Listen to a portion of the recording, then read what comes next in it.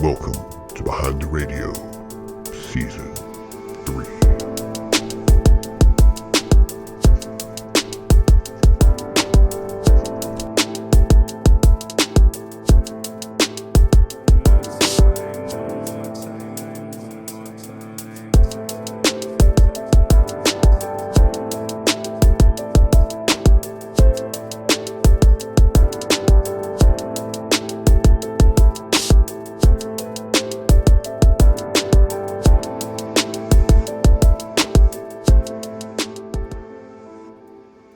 Good evening, curious minds out there across the world, and welcome to the Behind the Radio, our first one of the season, for Episode 1, Who Killed the Kennedys, JFK Part 1, which I hope you guys have had a chance to listen to if you're here, and I hope that you enjoyed it. I just wanted to get on here. I'm not going to keep you very long this evening. I had originally intended to go ahead and get the second part out this week, but the more I thought about it, the more I went back and forth, and I felt like maybe some additional context and some details and kind of giving my thoughts on a few things might help you guys to better enjoy the second part, or at least, to have a more full picture, I'd say, of the first episode of the series. I also want to say, first of all, the newest release of the JFK files hadn't happened when I started writing this episode. It happened towards the very end of the second part. And that will be, reflected in the next episode to some degree. But there's a couple of things that I've picked out from there since that time of me writing it. And I also didn't want to include very much, if any, of anything recent within that episode, because this is an episode that I've been writing and planning, researching for a long time, since before we went on break from last season. We kind of played around about it in the season finale, but I didn't want to necessarily commit to saying that I was doing it. But I've been looking into it for most of my life, to be honest. It's always been that one conspiracy that I felt if we could break this, it has all the hallmarks of a classic conspiracy, and if we could break this one open, then it would probably open at least a few more people's eyes to the potentiality of this being a real, frequently occurring thing that happens in this country and every country around the world. It's funny that every other country seems to understand that, but when it comes to the United States, our citizens seem to be so, hypnotized by the media and whatnot, that they're very easy to convince that conspiracies just don't happen in this country. It happens everywhere else around the world. The CIA is involved with coupping all kinds of elected leaderships all around the planet, but they never do anything here. And that's completely false, obviously.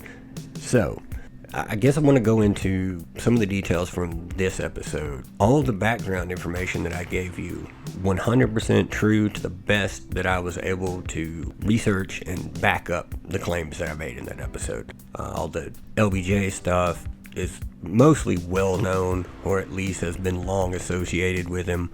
The stuff with Kennedy's family, background, Joe Kennedy and the bootlegging and the mafia connections and all that stuff is very well documented and known. Of course, the Cuba stuff, easy for you to go check. All that stuff, very well known and documented.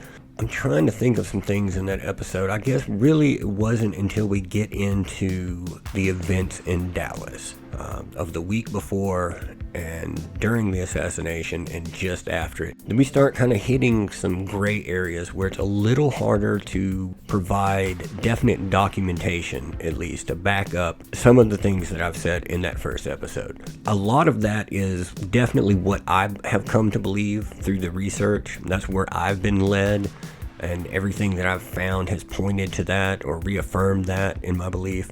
I can't 100% say that every single element of the conspiracy is completely plotted out or mapped out for you through that episode and that it's completely accurate, but it's very close, and I think it's probably the closest you're going to get to the events that happen. That being said, I'm going to go more in depth into all of that and kind of break some things down and give a little bit more of my personal feelings on it in the next BTR that will be coming after next week's episode 2, which should conclude the JFK portion of this. And now, if you will afford me the opportunity, I've got a couple of things that I didn't want to get into in the episode, even though I was seeing things that definitely pointed to this.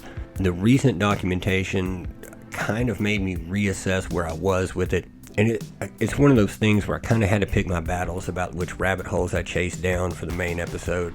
But this is something that kept popping up, and I kept kind of finding ways to dismiss it because I really didn't want to go there. You'll see why.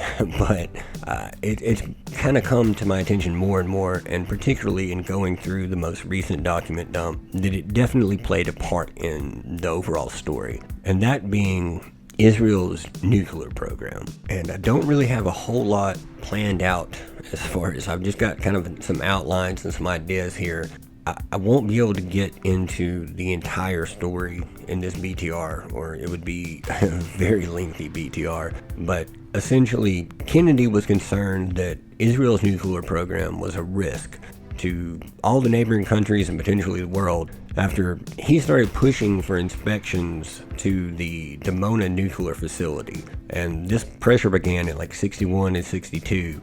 It raised serious concerns that, at least among the U.S. intel community, that it was, in fact, a carefully managed and staged setup when they went to inspect the facility. Basically, they built this whole front to the Dimona facility that had fake gauges and all this other stuff to make it look like just any other regular nuclear reactor. While behind the scenes, suspicion was that they were definitely enriching plutonium and working towards a nuclear weapon. So bear all that in mind. So they didn't, at least Kennedy and a lot of people in U.S. intelligence, didn't believe that it was a true representation of Israel's nuclear program or its aims. And Kennedy never bought the story that Dimona was strictly a peaceful project.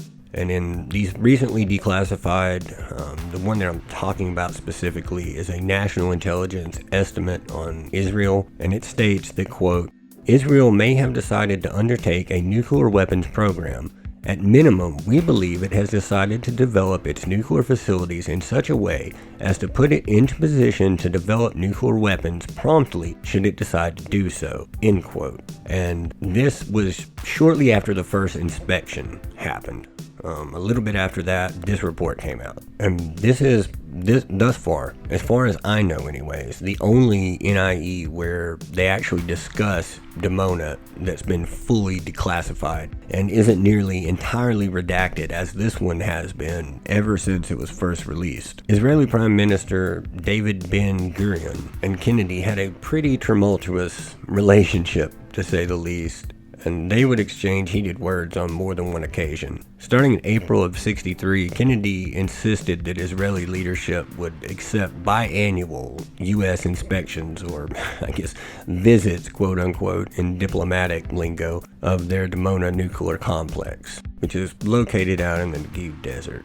Ben-Gurion, as well as his successor Levi Eshkol, would do their very best to avoid and evade any kind of inspections, which culminated in Kennedy pressing them in a letter that Washington's, quote, commitment to and support of Israel could be seriously jeopardized if the U.S. was unable to gather reliable information on Israel's nuclear intentions and the Dimona reactor. Kennedy saw nuclear proliferation as this grave threat to the world, and he recognized, possibly more than anyone else at this time, the potential for it to bring on some sort of nuclear war on a global scale. And this debate would rage on between Kennedy and Israeli leadership up until his assassination. While Israeli involvement in the assassination has been smothered, redacted, suppressed, and any mention by researchers that have looked into it has led to them being labeled as anti-Semitic or completely silenced, ousted from the community, whatever. And for like 60 years, it was an effective foil against anybody trying to look into it. There is now quite a bit of evidence that's surfacing that there was some role played by them. And within the most recent document release, there are several long withheld or redacted pieces of info that do seem to point at bare minimum, to elements within Israel or Israeli intelligence having a role in funding the anti-Castro Cuban element of the whole plot. A Secret Service memorandum from December October 3rd of 1963 details intel gathered on the assassination with a key passage previously redacted of a statement from Thomas Mosley, who was connected to a group of Cuban operatives that were suspected of playing a role in Kennedy's murder. And this occurred on November 21st of 1963. Mosley was a government informant, and he was in the process of negotiating the sale of machine guns to a Cuban exile named Omar Echevarria. In the course of the transaction, Echevarria said that, quote, "We now have plenty of money. Our new backers are Jews, and would close the arms deal as soon as we or they take care of Kennedy." The next day, of course, Kennedy was assassinated in Dallas. Mosley, who was an ATF informant, reported this conversation to the Secret Service, and that agency quickly began investigating what it termed a, quote, "group in the Chicago area who may have a connection with the JFK assassination," end quote. Echevarria was a member of the 30th November group associated with the DRE, who are the Directorio Revolucionario Estudiantil, which was a Cuban student exile group that was supposedly anti-communist, anti-Castro, and all that. But the DRE was also covertly funded by the CIA and was known by the cryptonym Amspel, with whom Oswald actually had dealings with the previous summer before that. The Secret Service totally believed Mosley in his statement, and they did start looking into it. But, of course, it was quickly taken over by the FBI, and the FBI, no surprise, quickly dropped the case, leaving that explosive statement unresolved. The Warren Commission received the Secret Service reports, but did not direct the FBI to take any action in the matter. And it's worth noting that in '95, the Secret Service destroyed Presidential Protection Survey reports for some of Kennedy's trips during the fall of 1963, including that canceled Chicago trip. And all of that information is buried in the House Select Committee on Assassination's final report. A name I may have left out of the episode, who was the head of the CIA's counterintelligence at this time, was James Jesus Angleton, who was a dastardly bastard and will pop up multiple times whenever you're looking into misdeeds by the CIA, especially during this period of time. He was pretty much at the heart of all of them. And he was deeply involved with both Israeli and British intelligence, and he played a key role in the control and dissemination of classified info that was related to international intelligence matters. Like, that was his primary function at the CIA. And one part of the document that I was just looking at details that, quote, "It has been the practice of Israeli intelligence to clear matters with Angleton before disseminating information," end quote. Or essentially, a directed mission that intelligence info moving between Washington and Tel Aviv was carefully managed, filtered, or otherwise controlled by a foreign power. Other revelations in the newly released document seem to suggest something even worse, that Angleton was, at least in some ways, functioning basically as a Soviet intelligence asset, using Israeli intel as a conduit, and answering not only to Israel, but also directly to Soviet intelligence. The chain of influence, it would seem at least, extended through figures like Ray Cohn, who has long been suspected of orchestrating intelligence ops at the highest levels. Very similar intel networks emerged years later through the spies like Robert Hansen and Jonathan Pollard, who both answered directly to Benjamin Netanyahu. It was effectively serving as their Soviet-Israeli handler. Quick aside, the 2006 film The Good Shepherd, it's said to be loosely based on Angleton's life. And I know, like me, most of you guys probably don't watch a whole lot of Hollywood propaganda films, particularly ones dealing with like intelligence matters and stuff like that, but you can definitely bet your ass that it was carefully curated. And every bit of Hollywood spin and fluff that could possibly be put onto it was put onto it. So I'm sure that it's nowhere close to an accurate depiction of his life. But yeah, they say that it was somewhat loosely based on him. But Angleton also played a significant role in the Joint Intelligence Operations Agency, or the JIOA, in their role in Operation Paperclip as well. So based solely off of the most recently released info, it would seem that the funding role was in part played by Israeli intelligence, or at least elements within it, along with, of course, the CIA and the Mafia. And this comes down to several points. One, JFK's staunch opposition to Israeli nuclear ambitions, which his removal cleared the way for. 2. Targeting the CIA's power, i.e. his vow to shatter the CIA into 1,000 pieces, sending one of the few direct threats to the deep state intelligence cabal, which they never appreciate. And last but not least, number 3, JFK's refusal to serve as a figurehead and puppet for their interests. Kennedy, it would seem, tried to genuinely do what he felt was best,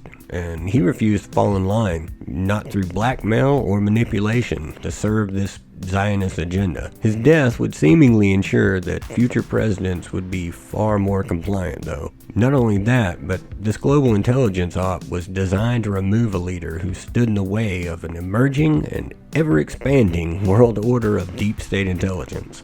A few other interesting, possibly coincidental, but definitely interesting points to this that may also help to point to Israeli intelligence as playing some role in the assassination are Julius Sheps, who was the director of the Dallas Citizens Council and the man who invited JFK to Dallas to begin with on behalf of the council. He was also a prominent Jewish businessman with deep ties to Zionist networks, as well as potentially Israeli intelligence. There's also Abraham Zapruder, of course, who shot the film, and who was just so happens to be one of the only 2 people that were prescient enough to record and capture the entirety of the assassination on film, without flinching a bit, mind you. Which always struck me as weird. I mean, say what you want, but I think if there were gunshots going off all around me, I probably would have ducked at least or something. I'm not saying that he had any involvement, but that has just always kind of struck me as a little bit strange. Not to mention, Abraham Zapruder was also a Jewish businessman, friend of Sheps, and operated his clothing manufacturing business out of the very Dow Tex building that likely housed one of the sniper nests, a building owned, mind you, by David Weisblatt, yet another prominent Jewish figure and major contributor to the Anti-Defamation League, or ADL. And ballistics analysis would also confirm something that I spoke about in the episode, that the 2 shots that were fired at JFK but missed, the first 2, originated most likely from the Dow Tex building. Then, of course, there's old Jakob Rubenstein, aka Jack Ruby, who was a staunch supporter of Israel, who, slight spoiler alert, later admitted to his lawyer and his rabbi that he killed Oswald, quote, for the Jewish people, end quote. And then, of course, well, I almost gave you a big spoiler there. It's not really that big of a spoiler, but when Ruby was in prison, he started losing his mind. And we'll get into all of that and the reasons why in the next part. But one of the biggest delusions that he had was that he felt like he was seeing all of the Jewish people being murdered for what he did, essentially. And he thought he saw them being tortured and killed in the street and all this kind of crazy stuff. So there's just a lot of weird connections in there. But let us not also forget that JFK's death gave rise to old Lyndon Baines Johnson's presidency, which was the only way that he would have made it to the position. Johnson's connections to Israel run deeper than expected as well. And while there are many who allege that he had Jewish lineage on his maternal side, I wasn't able to find a ton of convincing evidence of that really is significant when I looked into it. But he did, however, move the U.S. immediately back to a cozy relationship with Israel during his presidency, and was the first president to invite Israeli Prime Minister Levi Eshkol to the White House, or any Israeli Prime Minister. He also increased arms sales to Israel and refused to pressure them to give up any land during the Six-Day War, which for the sake of this episode there's no point really getting into, but it was also known as the June War. It was 67 Arab-Israeli War, or the Third Arab-Israeli War.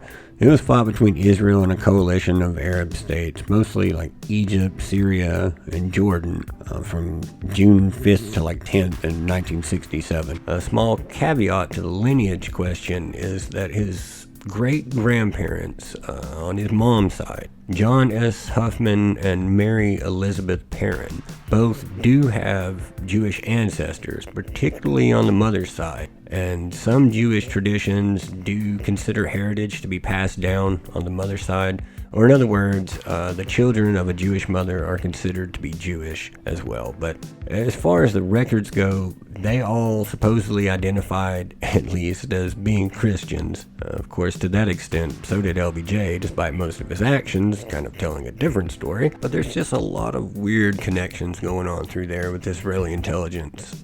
And if Israeli intelligence and its influence over U.S. policy making is of interest to you, though, I would point you towards the attack on the USS Liberty. Look into that one. And in recent times, of course, there's Jeffrey Epstein. Both of those being pretty obvious examples of Israel holding sway over U.S. government decisions and actions. And there are a lot of adjacent rabbit holes surrounding the murder and cover-up of the JFK assassination. And I kind of had to, like I said, pick my battles with telling the story. We'll dig in deeper to some of those in the second half of the story next week, and once again I'll add some additional details and clarity and try to further separate the truth from the fiction in the subsequent BTR the following week. I didn't want to get too far down any of these roads in this BTR though. I didn't want to get ahead of myself or the narrative. Mostly I just kind of wanted to check in on you guys, try and clear some things up, give some extra info and a little context on a few things where I could, and I guess just thank everyone for coming back or for joining us. Welcome if this is your first time listening. For season 3, I'm going to be bringing you some really important episodes this season, as well as a few fun ones to break things up and keep things light here and there that I really think you'll enjoy. Some of those I've been really wanting to cover for a while now, and I really hope that you'll decide to stick around for those. Also, if anything sounds too crazy in these 2 episodes, I would just implore you to please stick with me.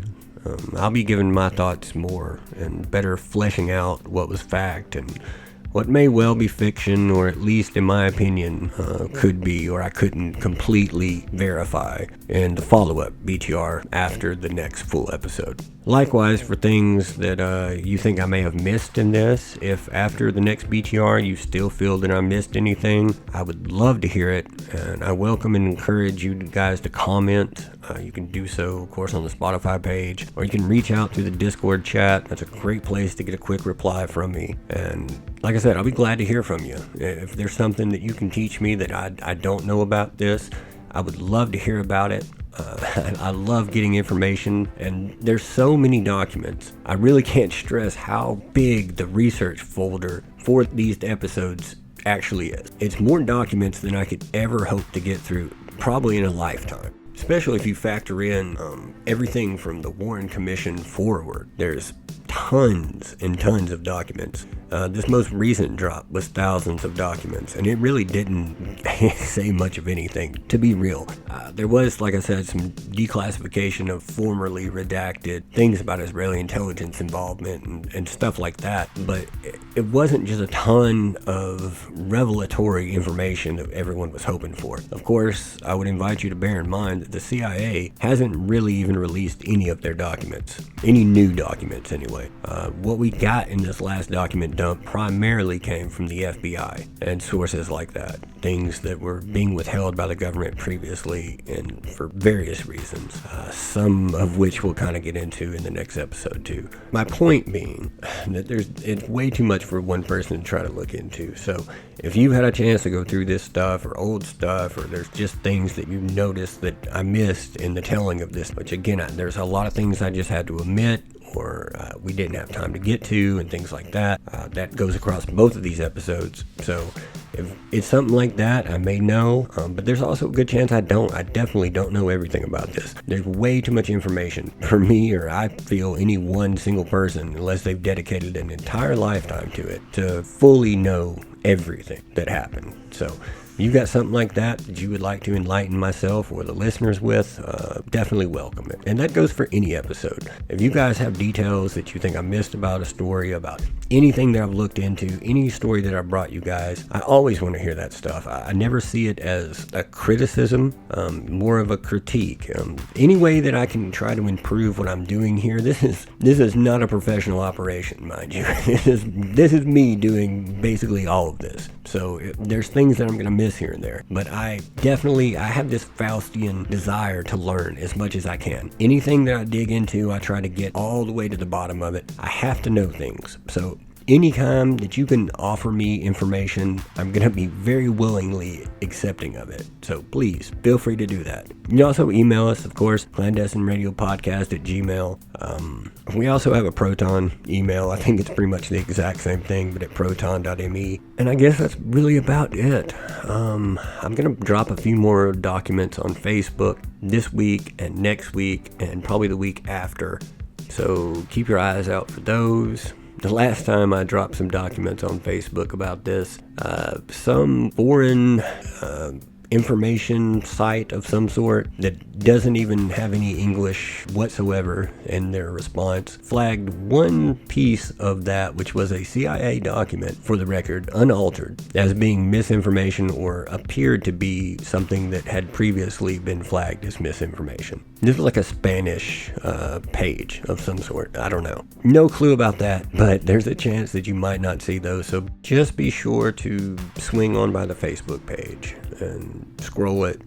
Take a look at what's out anytime, because I really don't think very many people are getting shown any of the posts. Even if you follow the page, even if you like the page, interact with the page, whatever, there's a good chance that you're not going to get updates. So that's just the nature of the business.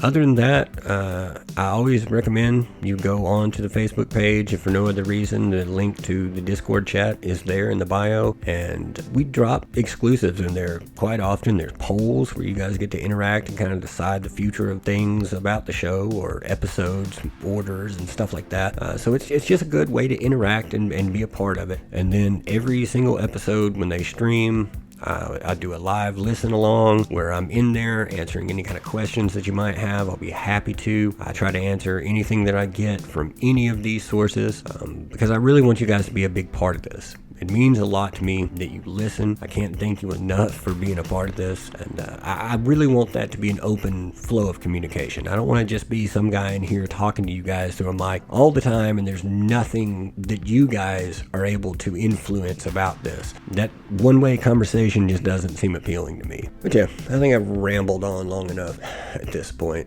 Thank you guys for checking this out. I hope maybe there was a little bit of clarity provided on some things. One other thing, as far as all of the sniper positions, that was based on a wide swath of research, including testimony, witness statements, previous research, so much that had to kind of be compiled for it. So I can't 100% say for certain that all of those things occurred in the way that we're told in the narrative. In other words, most of it I feel very strongly about. There's evidence to support a good bit of that, but the door is still open, because most likely never going to really know the full truth of it. So that is just my best assessment of the situation based on what documentation and research is available. Just wanted to clear that up. Yeah, that's it. You guys get out of here. I hope you have a great night. I really appreciate you, as always, for listening in. And next week, we'll put out part 2. It's got some banger points to it. I think you'll really like it. It's a little more up-tempo and a lot more going on than this one. I know last one was very research heavy. So I'm sure it was very dense to listen to and to get through. So I appreciate you sticking with it. And I will talk to you guys again real soon on the next Clandestine Radio.